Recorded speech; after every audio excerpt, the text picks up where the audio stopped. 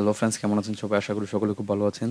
তো আজকে একটি দারুণ টিক্স নিয়ে চলে আসলাম আপনাদের মাঝে। তো আজকে আমরা যে বিষয় দেখাবো আপনাদেরকে সেটা হলো যে পিডিএফ ফাইলকে কীভাবে আমরা মাইক্রোসফট ওয়ার্ডে কনভার্ট করব।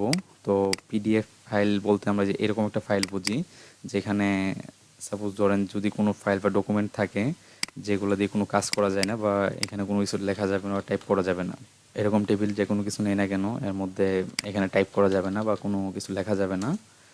তো এটাকে চেঞ্জ করে যদি আমি এটা ওয়ার্ডে নিতে চাই তো সেটার জন্য আমাদের যা করতে হবে,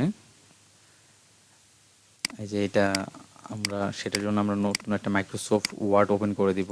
এখান থেকে নিউ মাইক্রোসফট ওয়ার্ড ওপেন করে দিলাম। তারপর এই মাইক্রোসফট ওয়ার্ডটা ওপেন করে দিব।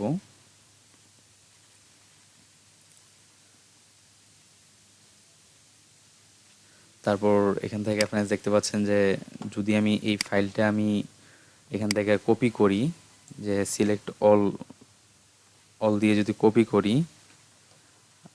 তারপর যদি এটা এখানে পেস্ট করি, দেখেন এটা মানে কাজ করার মতো না বা আমি পুরো যে ফাইলটা আছে এর মধ্যে কিছুটা এখানে আসে নাই। তো সেই ক্ষেত্রে আমরা কি করব? তো সেটার জন্যে আমরা যা করব সেটা হলো যে এই যে এখানে দেখতে পাচ্ছেন ফাইল, তো ফাইলে ক্লিক করে দিব। তারপর ফাইল থেকে এখানে যে ওপেনে ক্লিক করব। তারপর ওপেন থেকে আমরা এখানে ব্রাউজে ক্লিক করব। দেখতে পাচ্ছেন এই আমাদের এই ফাইলটা যে জায়গায় আছে আমরা সেই লোকেশনে চলে যাব। আমরা ডেস্কটপে আছে, তো ডেস্কটপ থেকে আমি যে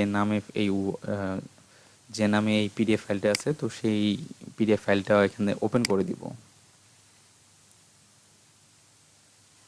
একটু সময় নিচ্ছে, প্রসেসিং হচ্ছে, একটু সময় নেবে। তারপর এখান থেকে ওকে করে দিব।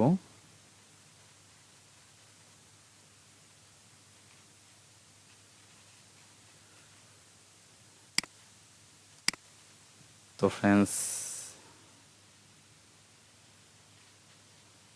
আসলে আমি কি বলবো, তো দেখতেই পাচ্ছেন যে এখানে ফাইলটা কপি হয়ে গেছে। তো এখন চাইলে যে কোনোভাবে এটা এডিট করতে পারবেন,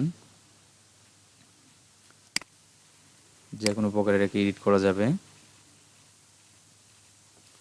লেখা যাই কিছু হয় এটা সব কিছু চেঞ্জ করা যাবে, সব কিছু এখানে পরিবর্তন করে নিজের মতো করে লেখা যাবে। তো এই সুপার ট্রিক্সটা কেমন লাগলো অবশ্যই কমেন্টসে জানাবেন।